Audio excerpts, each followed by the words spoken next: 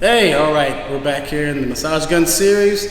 So far we've done the breath, we've done the psoas, we've done the glutes, we've done the hamstrings in the sequence. Now the next part of the sequence is the quads, and the 2 points on the quads are the VMO, which is between, this is the tier. And then what you're going to do is you're going to take the gun and you're going to work this whole thing up here. I like to go up high because I've had a lot of issues with this quad being torn. So I spend a lot of time. Between here, but also sometimes I'll go up like I was going to do this manually. I would come up and I would come behind it as well, and then I would separate all the tissue out manually, right? So typically on a lot of people you can't do that. So that's where these two are separated out, hamstring and the quad, right?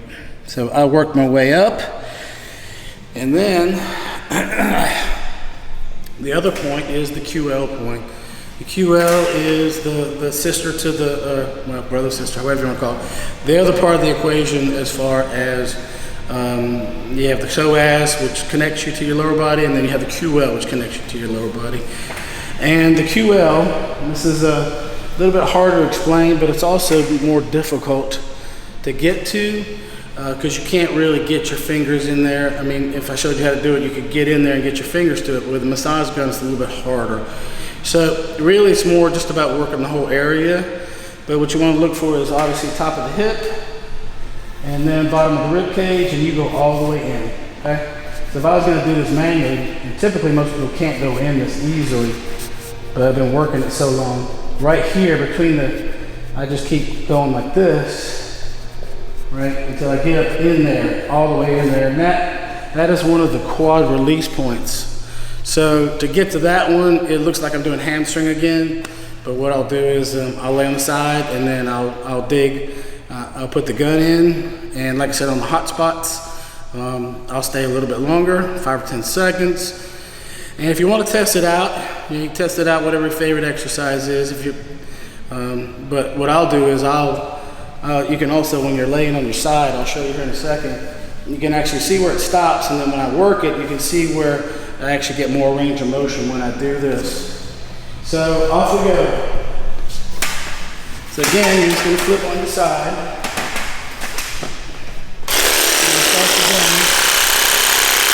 So I just go right in, but you might be gentle about what you're doing.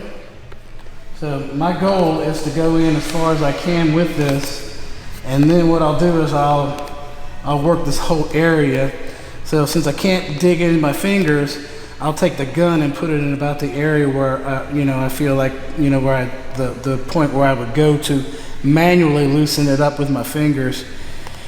So this is a real trouble area for me. So I work this one a lot.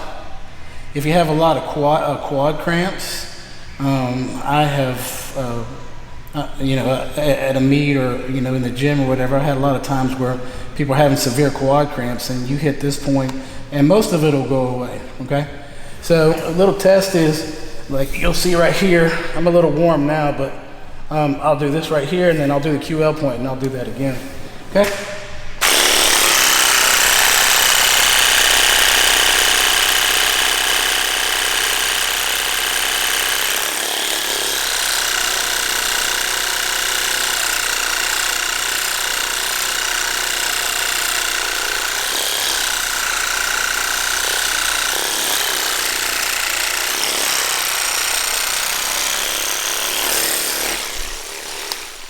You can see, I can put my head down or whatever, and I'm still getting easier range of motion with that. So that's the first spot there. Then I'll flip over here.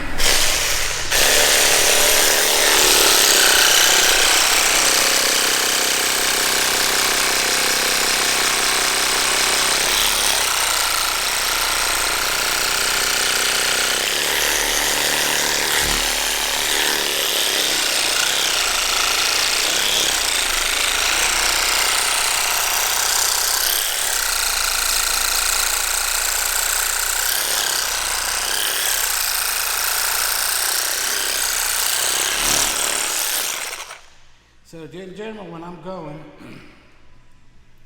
I'll do the QL point, and then I'll break loose some of the erector spinae. I'm trying to get them loosened up. So I'll beat some of this tissue up too, which that part actually releases a lot of calf issues. So like you have the QL, and I work the QL, and then I'll work my way up here to pretty much the bottom of the rib cage, if I can. Some days I don't have the flexibility, but some days usually I do. I'll do that right along with it. So I'll demo that as well.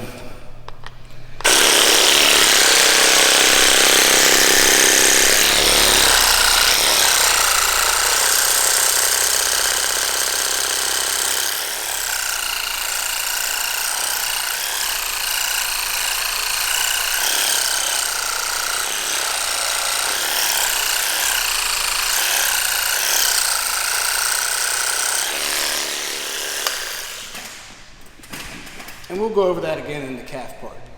So now we move up to the other quad point. So typically,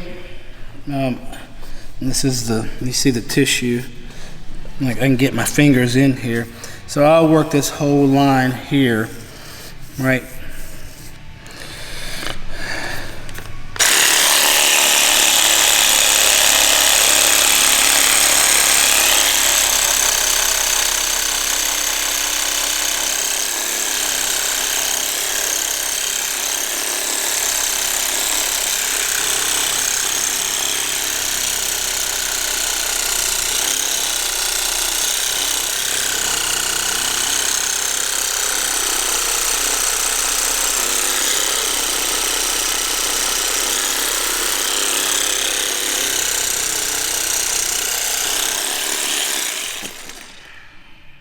This is a demonstration. Just kind of bind it up a little bit earlier, so now I can go right in between all of that. So it goes right in. No effort really. Okay. Wow. So if you look on this side, it kind of stops. I mean, it goes in, but it kind of stops in certain points a little bit. It's not as easy to go in.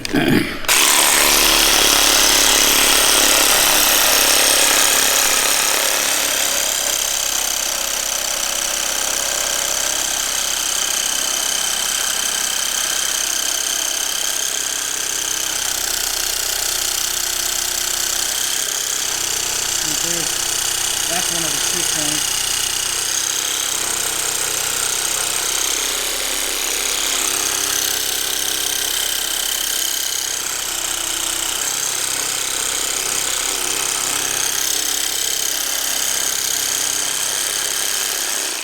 And also, if you really want to do some extra stuff, you can peel this back a little bit, so you can actually just kind of go in a little bit, grab the muscle and pull it back.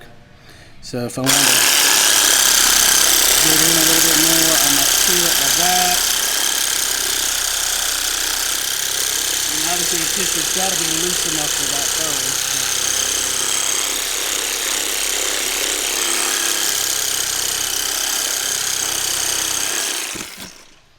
So if you remember that, see, before that was my ship point, right? And it was kind of fighting with me. Now watch.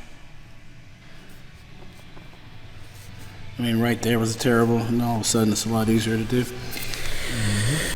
So another good little point here that I didn't get to, that in between breaks was in between parts, is tissue is supposed to flow across each other, flow and grab when it needs to. And what I was talking to Stephen about was the separation between my quad and hamstring and adductor, really quad and hamstring. Allows the tissue to move more freely. So if you've got a tissue that you use all the time, typically a lot of times it stays bound up and has tone in it. So we're taking the tone out of it. So some of the tone, not all of it, because there'll be guys who'll talk about that. But taking some of the tone out of it so that the tissues flow across each other the way they're supposed to.